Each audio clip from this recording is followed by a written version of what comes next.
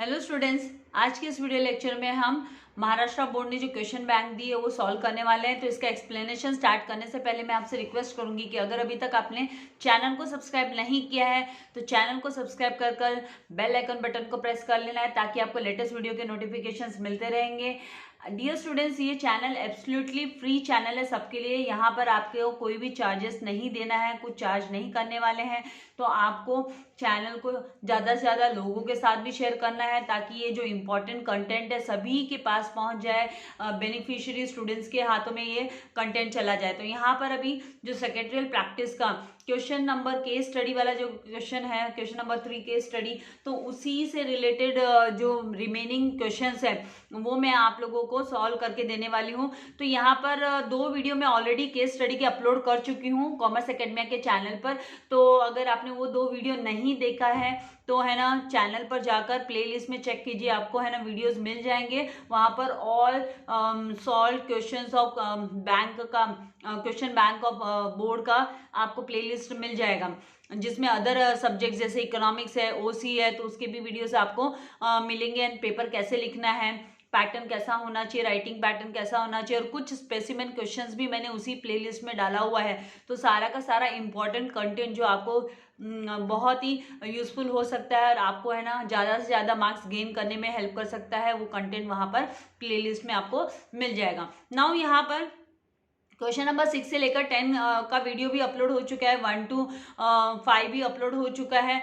आज जो हम सॉल्व करेंगे वो है क्वेश्चन नंबर 10 केस स्टडी का, 11, क्वेश्चन नंबर 11 हम सॉल्व करेंगे, जहां पर Mr S holds 50 shares of peculiar company limited. वो मिस्टर एक्स है, सॉरी मिस्टर एस है, वो उसके पास 50 शेयर्स है पेक्यूलियर लिमिटेड के इन डीमेट फॉर्म। डीमेट फॉर्म, तो पहले तो आपको डीमेट का मतलब पता होना चाहिए। डीमेट फॉर्म मतलब इलेक्ट्रॉनिक फॉर्म में, dematerialised form that is electronic form में होता है ये। तो इलेक्ट्रॉनिक फॉर्म में 50 शेयर्स है ना पेक्यूलियर कंपनी लिमिटेड के है, मिस्टर एस के होल्डिंग है उस पे। Now the company has declared a dividend of ₹5। Company ने 5 रुपये का डिविडेंड डिक्लेयर किया है, और डिविडेंड डिक्लेयर किया है पर शेयर के पीछे। एंड उसने बोनस शेयर्स भी इश्यू किए हैं 1:1 के, 1:1 टू इट्स शेयर होल्डर्स। 1:1 मतलब एक शेयर की होल्डिंग है उसको एक बोनस शेयर मिलेगा। जैसे कि यहाँ पर मिस्टर एस, जब आप रीड करते हो केस को तो आपको उसी समय सारे एक्सपेक्टेड चीजों को है ना समझ लेना है कि क्या क्या बोला गया है, क्योंकि कंटेंट दिखने में 2 ही सेंटेंस का, लेकिन ये बहुत ही मीनिंगफुल चीज है कि यहाँ पर बोनस की बात की, यहाँ पर है ना मिस्टर एस है, 50 शेयर्स की होल्डिंग है उसकी। इसका मतलब जब बोनस शेयर्स मिल रहे हैं शेयर होल्डर्स को तो मतलब है ना यहाँ पर 1:1 बोला, इसका मतलब एक शेयर के पीछे एक बोनस शेयर मिलेगा। तो यहाँ पर मिस्टर एस को 50 बोनस शेयर्स रिसीव होने के चांसेस पूरे हैं। तो यहाँ पे भी आगे क्वेश्चन में क्या पूछा है वो हम अभी देखेंगे कि क्या बोला कि how will mister S get his dividend. अब उसको उसका डिविडेंड है वो कैसे मिलेगा। भाई यहाँ पर समझने वाली बात है, उसका जो शेयर्स है वो डीमेट फॉर्म में है, मतलब उसका डीमेट अकाउंट है। ये भी समझने वाली बात है, क्योंकि डीमेट फॉर्म में रखने के लिए डीमेट अकाउंट होना जरूरी है, जो कि उसके सेविंग बैंक से लिंक्ड होना चाहिए। अगर उसके सेविंग बैंक से लिंक्ड होना चाहिए उसका डीमेट अकाउंट, तो यहाँ पर हम लिखेंगे कि His dividend will be, Mr. S का जो डिविडेंड है will be credited directly in his saving bank account। उसके सेविंग बैंक अकाउंट में डायरेक्टली वो क्रेडिट हो जाएगा। क्यों सेविंग बैंक अकाउंट में क्रेडिट हो जाएगा, क्योंकि वो उसका अकाउंट जो है वो लिंक्ड है विद द डीपी अकाउंट, मतलब डिपॉजिटरी पार्टिसिपेंट। डीपी का मतलब डिपॉजिटरी पार्टिसिपेंट अकाउंट के साथ वो लिंक्ड है। यहाँ पर जो सर्विसेज प्रोवाइड करती है डिमेटेरियलाइज्ड फॉर्म का कस्टोडियन होती है, वो डीपी होती है, तो ये उस अकाउंट के साथ ये लिंक है, इसीलिए उसके सेविंग अकाउंट में डायरेक्टली क्रेडिट हो जाएगा। नाउ द डिपॉजिटरी सिस्टम क्या काम करता है, ये जो डिपॉजिटरी पार्टिसिपेंट अकाउंट होता है तो उसमें डिपॉजिटरी सिस्टम का क्या काम होता है, वो मेंटेन करते हैं अकाउंट्स ऑफ शेयर होल्डर।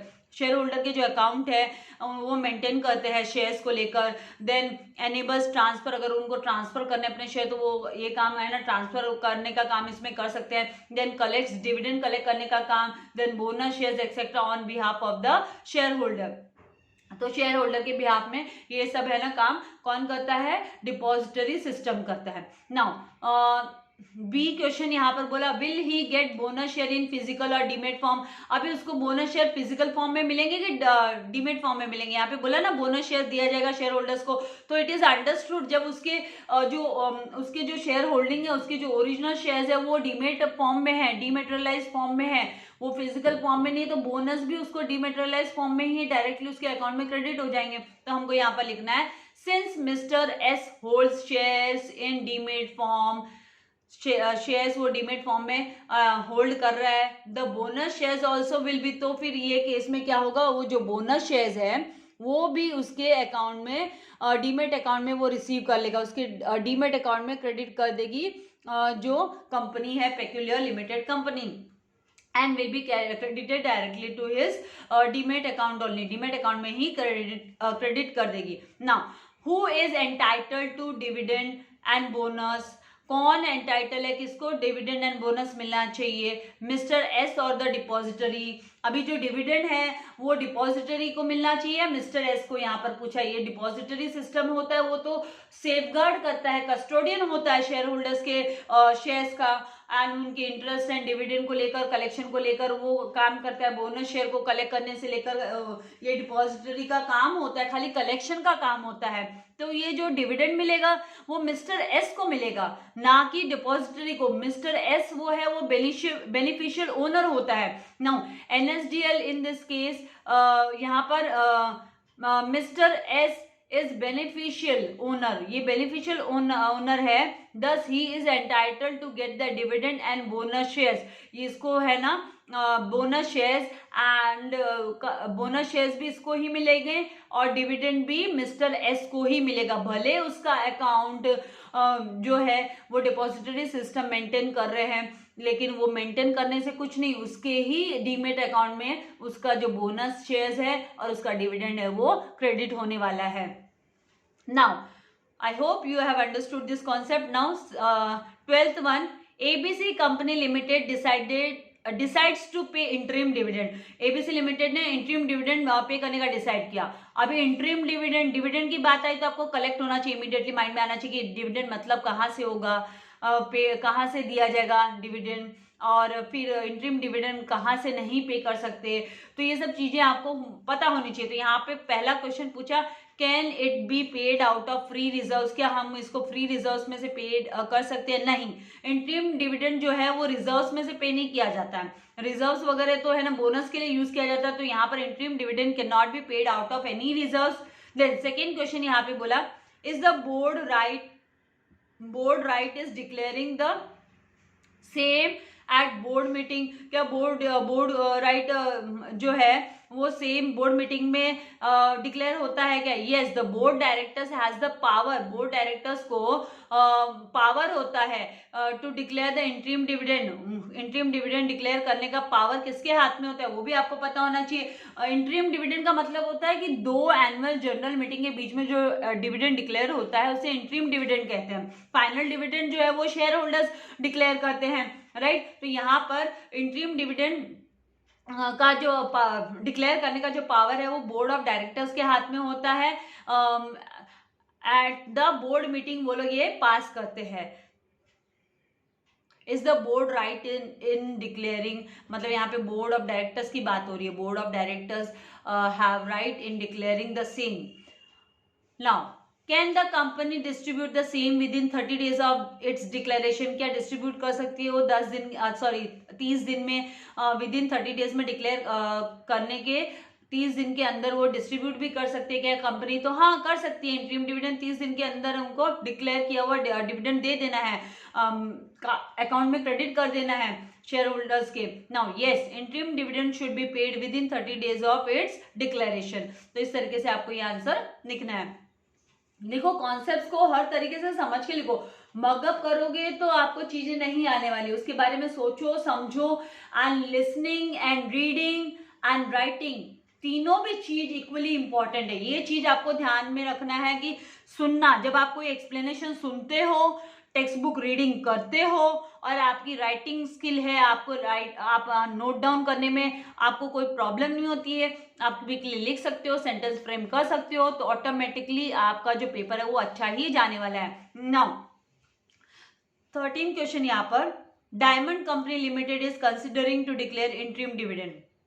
वो इंट्रीम डिविडेंड है ना देने के लिए, कंसिडर करने के लिए वो सोच रहे हैं डायमंड कंपनी। तो in how many days of declaration it should transfer the funds to dividend account, dividend account में कितने दिनों में ये ट्रांसफर होना चाहिए। तो यहाँ पर the amount to be given as interim dividend, जो इंट्रीम डिविडेंड के हिसाब से जो अमाउंट दिया जाएगा, must be credited in separate bank account. तो ये है ना सेपरेट बैंक अकाउंट में ट्रांसफर करना पड़ता है ये फंड। कंपनी अगर डिक्लेयर करने के बाद में अपने पास नहीं रखेगी, वो है ना सेपरेट बैंक अकाउंट ओपन करेगी शेड्यूल्ड बैंक में, एंड है ना डिक्लेयर किया हुआ पैसा है ना उसमें है ना क्रेडिट कर देगी। बाद में भले वो जो शेयर होल्डर्स है उनको 30 डेज के अंदर देगी, लेकिन है ना उसको पहले जैसे ही डिक्लेयर किया 5 दिन के अंदर उसे ट्रांसफर करना पड़ेगा बैंक अकाउंट में, शेड्यूल्ड बैंक अकाउंट में अकाउंट ओपन कर सेपरेट अकाउंट ओपन करना पड़ेगा। Now, in how many days it must be it must pay it to the shareholders, कितने दिनों में शेयर होल्डर्स को पे करना है। तो जस्ट हमने 12th जो क्वेश्चन था उसमें भी ऐसा क्वेश्चन था कि भाई 30 दिन वाला बोला है। तो यहाँ पे interim dividend should be paid with in 30 days of its declaration. इसके डिक्लेरेशन के 30 दिन के अंदर ये है ना पे करना होता है, शेयर होल्डर्स को देना पड़ता है कंपनी को। Then in how many days of declaration it must transfer the funds to unpaid dividend account। अभी ये unpaid dividend account कौन सा होता है? unpaid dividend account वो होता है जिसमें जो डिविडेंड है कंपनी ने दिया नहीं है, शेयर होल्डर्स के हाथ में जो नहीं गया है या शेयर होल्डर्स ने क्लेम नहीं किया है, अनक्लेम्ड जो डिविडेंड है किसी भी कारण से, तो वो है उसे हमें अनपेड डिविडेंड अकाउंट में ट्रांसफर करना होता है, उसमें हमें ट्रांसफर करना होता है। तो कितने दिन में ट्रांसफर करना है यहाँ पे पूछा गया।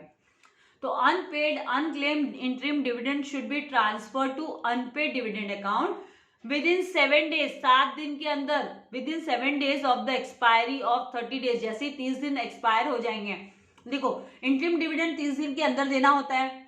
अब 30 दिन के अंदर नहीं दिया तो 30 दिन जिस दिन कंप्लीट हो गए, डिक्लेरेशन के बाद जो 30 दिन कंप्लीट हो गए, तो उसके बाद नेक्स्ट 7 डेज के अंदर है ना डिविडेंड अकाउंट में, अनपेड डिविडेंड अकाउंट में ये पैसा क्रेडिट करना होता है, ट्रांसफर करना होता है, अकाउंट में ट्रांसफर करना होता है। तो यहाँ पर of declaration that is 37 days of its declaration. I hope चीजें समझ में आ रही है। नाउ नेक्स्ट यहाँ पर 14 in Joy limited company. Joy limited company में क्या बोल रहे हैं, is a newly incorporated company है and it wants to raise capital for the first time by issuing equity shares. पहली बार उनको है ना कैपिटल है ना रेस करना है। और कैसे रेस करना चाहते हैं वो कैपिटल, फंड कैसे कलेक्ट करना चाहते हैं, क्योंकि कंपनी को चलाने के लिए पैसा तो चाहिए रहेगा ना। तो यहाँ पर ये बोले कि हम इक्विटी शेयर है ना इशू कर है ना first time equity share issue करेंगे हम। क्यों फर्स्ट टाइम करेंगे, क्योंकि ये तो न्यूली कॉर्पोरेटेड कंपनी है, इनकॉर्पोरेटेड कंपनी है, मतलब इसके पहले से कोई इक्विटी शेयर होल्डर्स है भी नहीं। ये भी एक सोचने वाली बात है, यहाँ पर फर्स्ट टाइम करने वाली है, मतलब इसको आईपीओ लेके आना पड़ेगा। ये भी सोचना चाहिए कि फर्स्ट टाइम जो भी इशू होगा इक्विटी शेयर, तो इनिशियल पब्लिक ऑफर जिसे बोलते हैं आईपीओ, वो न्यूली कंपनी जो न्यूली सेटअप कंपनी होती है पहली बार करते हैं, फर्स्ट टाइम करते हैं, तो आईपीओ। अभी इससे रिलेटेड अभी क्या क्वेश्चन पूछे वो देखेंगे। Should it go to primary market और secondary market to issue its shares. अरे भाई इसको अपने शेयर्स इशू करने तो प्राइमरी मार्केट में जाएगी कि सेकेंडरी मार्केट में जाएगी। तो यहाँ पर Joy limited should go to primary market to issue its shares, because primary market में क्या होता है, in primary market company sell their shares for the first time. देखो एक होता है प्राइमरी मार्केट, एक होता है सेकेंडरी मार्केट। तो जो प्राइमरी मार्केट होता है वो बेसिक होता है, इनिशियल बेसिस पे प्राइमरी मार्केट में जाना होता है। तो यहाँ पर जॉय लिमिटेड कंपनी है, ये न्यूली इनकॉर्पोरेट हो रही है, तो इसे कहाँ जाना होगा इशू करने के लिए शेयर्स। फर्स्ट टाइम इशू कर रही है, फ्रेश कैपिटल रेज कर रही है। फर्स्ट टाइम इशू कर रही है मतलब उसका जो कैपिटल होगा वो फ्रेश कैपिटल होगा, तो वो प्राइमरी मार्केट में जाएगी। Now should it offer it shares through public offer और राइट इशू। अभी राइट इशू कैसे हो सकता है, राइट इशू तो एग्जिस्टिंग शेयर होल्डर्स के लिए रहता है। अभी इसके पास एग्जिस्टिंग शेयर होल्डर्स कहाँ से आए, ये तो नई कंपनी है, तो ये वाला काम तो नहीं कर सकते, राइट इशू के थ्रू तो नहीं हो सकता है, यहाँ पे पब्लिक ऑफर के थ्रू ही हो सकता है। तो हमें यहाँ पे लिखना होगा initial offer, that initial public offer, that is IPO, refers to the process of offering shares of a company to the public for the first time. Hence Joy limited should offer it's shares through public offer only. कैसे पता चला public offer only, through public offer only? तो ये newly incorporated company है, इसीलिए right issue तो हो ही नहीं सकता है। नाउ सी क्वेश्चन यहाँ पर, what will be the issue of equity shares by Joy limited company called as IPO और एफपीओ? तो कंपनी जो इक्विटी शेयर्स इश्यू करेगी उसको हम आईपीओ बोलेंगे कि एफपीओ बोलेंगे? अभी आईपीओ का मतलब होता है initial public offer and FPO का मतलब होता है फर्दर पब्लिक ऑफर। मतलब आप आईपीओ के बाद में एफपीओ आता है। तो यहाँ पर ये तो अंडरस्टूड है कि कंपनी न्यूली इनकॉर्पोरेटेड कंपनी है। ऐसे वाले जो केस स्टडी के क्वेश्चंस होते हैं ना, उनको लिंक करना पड़ता है, उनको सोचना पड़ता है। तो आप अपने आप को समझाते हुए करोगे तो वो आपको याद भी अच्छे से रहेगी कि भाई क्या कॉन्सेप्ट है, कॉन्सेप्ट पता होना चाहिए। तो एफपीओ नहीं होगा, इनिशियल पब्लिक ऑफर ही होगा। तो यहाँ पे लिखना है कि the issue of equity shares by Joy limited company called as IPO, इसे हम आईपीओ बोलेंगे बिकॉज आईपीओ का फुल फॉर्म लिख देंगे, initial public offer as Joy limited company is a newly incorporated company. इस तरीके से आप लिख सकते हो। फर्स्ट टाइम ये कंपनी इश्यू कर रही है, रेस कर रही है फ्रेश कैपिटल।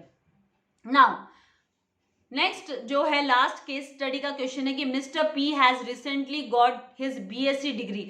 बीएससी डिग्री मिली है उसको, बीएससी की डिग्री मिली है and he has enrolled for a course in securities market. और उसने है ना अपना नाम लिखवाया, उसने नॉमिनेट किया अपना नाम, सिक्योरिटी मार्केट्स के कोर्स को कंप्लीट करना चाहता है वो as a new student of this subject. अब उसका ये जो सब्जेक्ट है उसके लिए तो ये नया सब्जेक्ट हो गया, क्योंकि वो तो कॉमर्स का स्टूडेंट नहीं था, साइंस का स्टूडेंट था। तो साइंस के स्टूडेंट वालों को सेक्रेटरियल प्रैक्टिस सब्जेक्ट नहीं होता है। तो he has few queries as follows. तो उसके कुछ क्यूरीज है, उसके कुछ डाउट्स है, वो पूछना चाहता है, तो उसके क्यूरीज को हमको क्लियर करना है। Now let's understand, does a company need to be listed on a stock exchange to sell its securities through the stock exchange? वो ये क्वेश्चन पूछ रहा है आपसे कि क्या कंपनी को लिस्टेड होना जरूरी है क्या स्टॉक एक्सचेंज में, अगर उसको सेल करना है सिक्योरिटी स्टॉक एक्सचेंज के थ्रू? तो ऑब्वियसली रजिस्ट्रेशन करवाना पड़ेगा, लिस्टिंग करवा के लेनी पड़ेगी स्टॉक एक्सचेंज मार्केट में। अनलिस्टेड कंपनीज नहीं कर सकते हैं सेलिंग एंड बाइंग। तो यहाँ पर yes, company need to be listed on stock exchange to sell its securities through the stock exchange. अभी देखो यहाँ पे कॉमर्स स्टूडेंट को पूछेंगे तो उनको अच्छे से पता है, राइट? आई होप आप लोगों को भी पता है कि भाई लिस्टेड करवाना जरूरी होता है स्टॉक एक्सचेंज में। अगर स्टॉक एक्सचेंज में आपको सेलिंग करनी है, बाइंग करनी है सिक्योरिटीज की अगर किसी को, तो फिर उसको स्टॉक एक्सचेंज में लिस्टिंग करवानी पड़ेगी। तो यहाँ पर तो ये साइंस वाला स्टूडेंट है तो उसको पता नहीं है, तो क्यूरी क्लियर करवा रहा है अपनी डाउट्स है। Now what is the term used for referring to stock exchange ability to reflect the economic condition of a country? कौन सा टर्म यूज करते हैं हम जब हम स्टॉक एक्सचेंज की एबिलिटी को, क्योंकि ये जो स्टॉक एक्सचेंज है ये है ना बताता है stock exchange is able to show the economic condition stock exchange के थ्रू। शेयर मार्केट आप देखो, हो सकता है आपने ना इन जनरल आपने अपने पेरेंट्स के मुंह से भी सुना हो कि शेयर मार्केट बहुत डाउन चल रहा है, मार्केट बहुत डाउन चल रहा है। तो ये शेयर मार्केट की बात हो रही है। मतलब अगर शेयर मार्केट डाउन चल रहा है तो मतलब इकोनॉमी में जो रिसेशन का पीरियड आ रहा है, मतलब जहां पर है ना महंगाई बढ़ रही है। तो यहाँ पर किसी न किसी कारण से इंटरनेशनल प्रॉब्लम्स की वजह से मार्केट में गिरावट आ जाती है। तो ये सारी चीजें जो है वो है ना स्टॉक एक्सचेंज से हम लोग है ना पता कर सकते हैं। तो यहाँ पर जो यूज किया जाता है वर्ड वो किया जाता है कि पल्स ऑफ इकोनॉमी। इसको है ना हम बोलते हैं ना जैसे हमारी नाड़ी चलती रहनी चाहिए, तो यहाँ पे पल्स ऑफ इकोनॉमी है, धड़कन है इकोनॉमी की, और इकोनॉमिक मिरर भी बोला जाता है इसको स्टॉक एक्सचेंज को। तो यहाँ पर इसके लिए जो नेम यूज किया है pulse of economy, economic mirror is the term use for referring a stock exchange ability to reflect the economic condition of a country. I hope यहां तक आपको सब एकदम अच्छे से क्लियर है। अभी जो लास्ट क्वेश्चन है एंड ये केस स्टडी का मतलब सी, और ये लास्ट आपका केस स्टडी कंप्लीट हो जाएगा। इसके बाद में जल्दी ही आप लोगों के लिए जस्टिफिकेशंस के आंसर्स में लेकर आऊंगी। What is the term which refers to the functions of stock exchange as a provider of ready market for sale and purchase of security? कौन सा टर्म यूज करते हैं हम जहां पर जो कि है ना इसकी एक्टिविटीज को बताता है स्टॉक एक्सचेंज की, जहां पर है ना मार्केट में रेडी मार्केट जहां पर आप सेल एंड परचेस कर सकते हो सिक्योरिटी की। तो उसके लिए क्या टर्म यूज होता है? तो लिक्विडिटी, यहाँ पर liquidity is the term which refers to the functions of stock exchange. तो यहाँ पर आपको ये जो है टर्म पूछा है, तो आपको टर्म्स, तो यहाँ पर इसका मतलब ये जो पर्टिकुलर क्वेश्चन है इसमें आपको टर्म्स भी याद रखने पड़ेंगे कि भाई कौन से टर्म्स यूज किए जाते हैं, क्या बोलते हैं। तो एक बात है कि इसकी आपको रहना बहुत अच्छे से रीडिंग बहुत इंपॉर्टेंट है आप लोगों के लिए। यहाँ पे इसको लिक्विडिटी, हम लिक्विडिटी आपको लिखना है, तो ये भी आप लोगों को ध्यान देना है कि liquidity is the term, liquidity term use किया जाता है which refers to the functions of stock exchange, जो कि है ना फंक्शन, स्टॉक एक्सचेंज के फंक्शंस को रेफर करता है, उसके कामकाज को, एज अ प्रोवाइडर, जहां पर आपको है ना sale and purchase of security मिलती है। इसका मतलब क्या होता है लिक्विडिटी का मतलब, आप अपने है ना अगर आपको बेच रहे हो तो आप अपना शेयर एनकैश करके ले रहे हो, और अगर आप खरीद रहे हो तो फिर आपको पेमेंट देना, तो ये इसके लिक्विडिटी टर्म यूज होता है, जो कि है ना स्टॉक एक्सचेंज का जो फंक्शंस है, जहां पर मतलब इसका एक activity, one of the important activity है, जहां पर सेलिंग एंड बाइंग होती है, ट्रेडिंग होती है सिक्योरिटीज की, मतलब शेयर्स की। तो आई होप सारे कॉन्सेप्ट्स आपको अच्छे से क्लियर हो गए, इसलिए टर्म्स को पढ़ो, समझो, उनको माइंड में आपको फिक्स करना है। और जैसे मैंने आपसे कहा, reading, writing and listening, all the 3 are the key points जो कि आपको सक्सेस दिला सकते हैं आपके एग्जाम्स में, क्योंकि एक अच्छा एक्सप्लेनेशन जब आप सुनते हो तो उससे भी आपको काफी बेनिफिट मिलता है। एग्जाम में पेपर लिखते हुए समय पर हमें क्लिक होते हैं आंसर्स ऑटोमेटिकली कि किस तरीके से हमें प्रेजेंट करना है। तो वीडियो को लाइक करना एंड शेयर करना नहीं भूलना है। एंड वेरी वेरी इंपॉर्टेंट, अगर अभी तक आपने चैनल को सब्सक्राइब नहीं किया तो चैनल को सब्सक्राइब कर जल्दी से बेल आइकन बटन को प्रेस कर लेना है। Thank you very much, god bless you all dear students.